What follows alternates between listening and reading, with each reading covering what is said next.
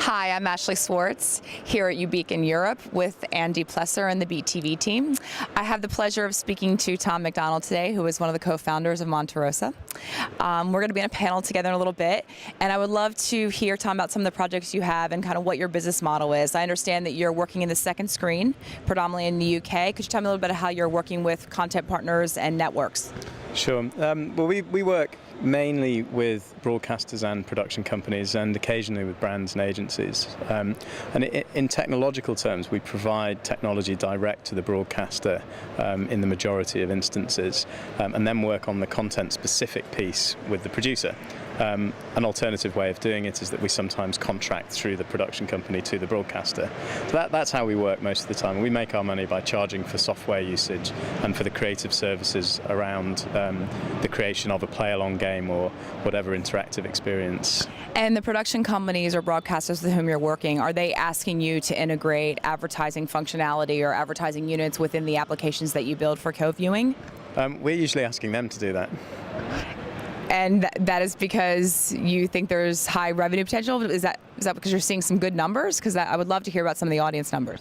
So what we've found over the years, and we've been at this for a little longer than most, is that where you have your biggest successes is where a production, whether it's a game show or a piece of sport coverage or whatever it is where the production buys into the interactivity 100%, where from the very top down everybody wants the audience to be involved.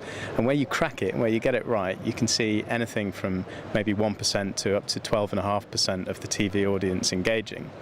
And that number then starts to look quite interesting to advertisers, but it's only once it gets into the 50, 100, 150,000 concurrent users that advertisers are interested.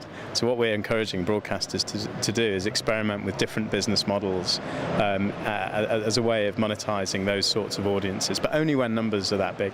So this is interesting. Some of your greatest successes as far as numbers have gone are on game shows, primetime game shows that the production team's on board.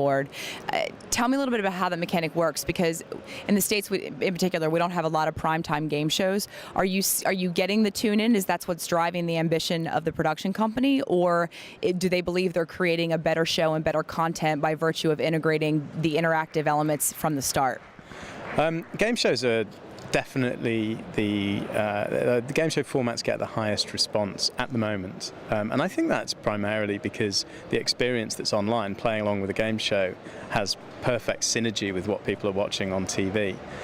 So that's where it started, but we're actually working across reality, sports, news, magazine shows, lots and lots of different types of shows, which, although they don't see the sort of 10-12% conversion rates, they do get healthy rates when the talent's bought into the idea. So if you had to foreshadow over the next 12 months as what's going to happen in the second screen space, I think we all agree there's going to be convergence and sort of not as many players in 12 months as there is today. Where are you placing your bets? Is it with the content owners and the experiences they create? Is it with networks and broadcasters?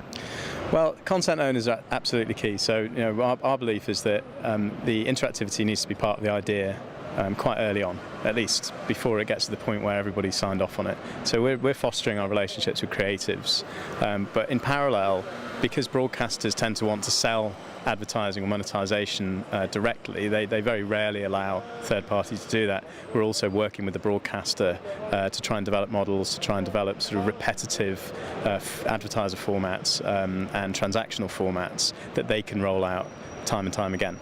The last question I want to ask you, I've heard this word now, you're the second person to use it, freemium. It's not a common sort of word in the lexicon of converged TV in the States right now. And I know you just launched an iOS application. Could you tell me a little bit about that business model and what you're seeing? I know you can't speak specific to numbers, but how it's scaling in a gross terms? Sure. We just launched the iOS version of the play-along game for £1 Million Drop. So it's £1 Million Drop is a game show on Channel 4. It's been around for over a year now, and it's a great success for Channel 4. People currently play along for free on their laptop, and we've taken our time about releasing a mobile app, but it's out there as of the weekend.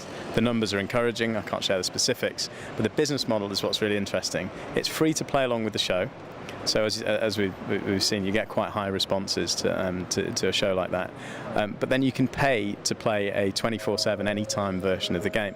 And we're selling question packs to enthusiasts who want to test their sports trivia knowledge or sort of content-specific themes. And are there any embedded incentives of financial or prizing or anything associated with the original programming? Originally there was nothing, and then over time we've added the incentive of being able to get on the show. So it's a sort of casting mechanism for the show itself. Although I have to say, there's a common misunderstanding that you need to offer incentive to get people to play. We haven't seen any evidence to suggest that is a big driver of uptake. It's actually just pure enjoyment. Okay. So it goes back to the fact that content is king and it's about the experience. Awesome. Thanks, Tom. I appreciate it.